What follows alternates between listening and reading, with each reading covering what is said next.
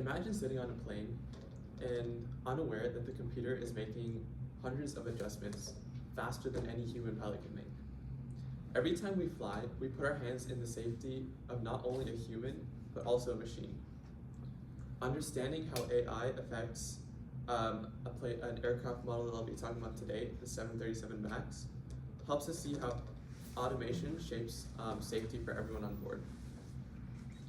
I researched reports from the FAA, Boeing, and Airbus to learn how AI is transforming flight systems.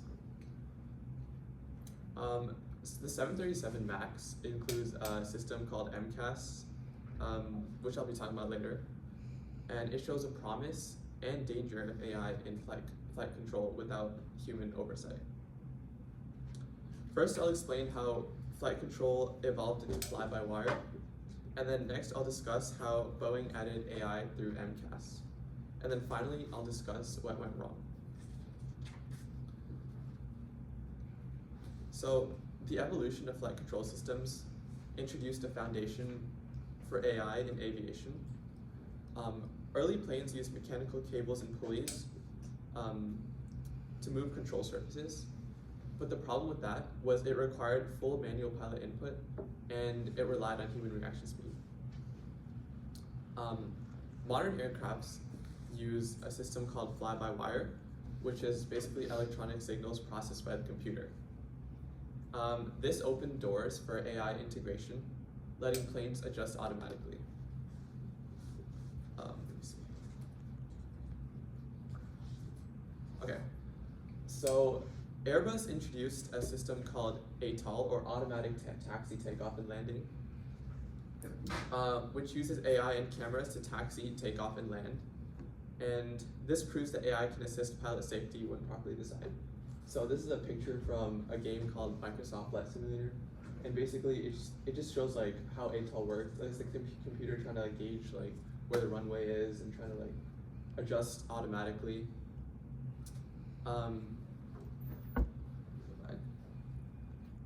Okay, so and then Boeing introduced a system called MCAS, which is Maneuvering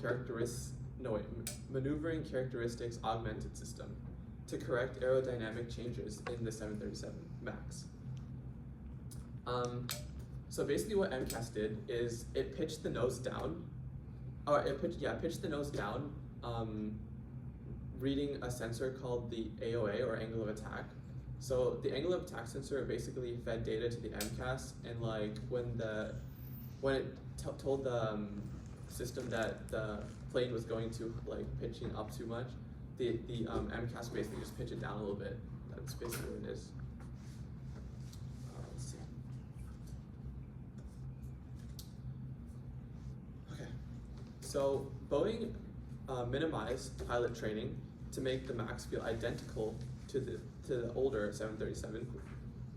But the problem was that pilots weren't fully briefed on MCAS. When the sensor failed, automation became a problem and not a solution.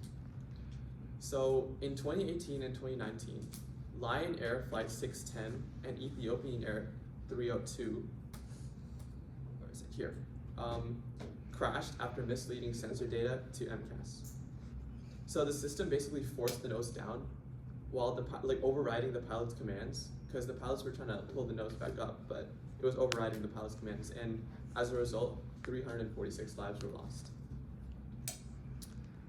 This reshaped AI design in aviation. So Airbus updated the pilot training oversight requirements, and the industry learned that AI must be testable and always human supervised.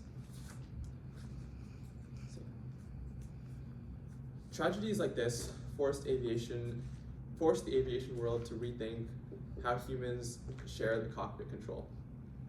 So we talked about the evolution of flight control and how Boeing implemented AI through MCAS to make flight control safer.